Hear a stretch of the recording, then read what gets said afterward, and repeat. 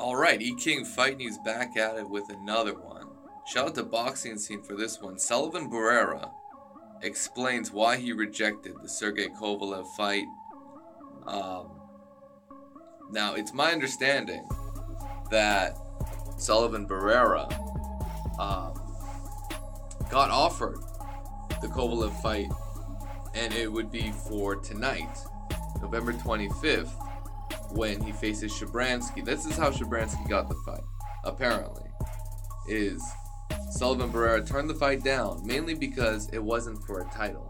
And Sullivan Barerra would have given a huge preference to this fight if he had known the WBO would put their vacant title at stake. But let's hear what he actually has to say regarding him turning down Kovalev in recent months.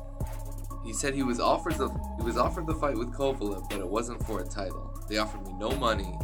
They said $300,000 at first, but I said I'll take the fight. But if I win, you need to guarantee me another fight for more money. They weren't interested in this, so I said no title, no money. I'd better wait for a title fight because he knew he was next in line for the rankings on the WBA side. He knows that he's the mandatory challenger for Dmitry Bivol, who is, I think, 11-0 now and a champion. Very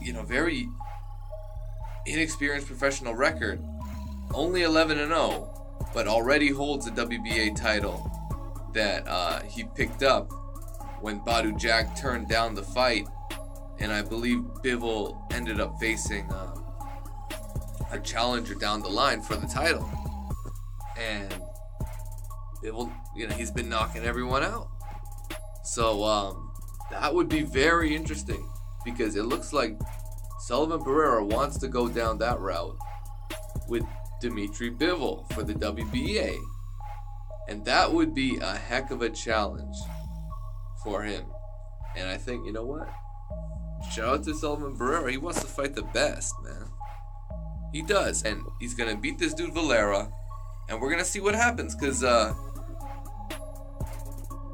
obviously, he's still fighting. He's still fighting on the undercard. He's fighting Felix Valera. If he beats Valera on the Kovalev undercard, it's also my understanding that he also has an option to face Kovalev before he goes after the Bivol fight for the WBA title. That is my understanding, but I'm not 100% on that. So that is very interesting. Barerra has a lot of money on the line here, a lot of future money on this Felix Valera fight.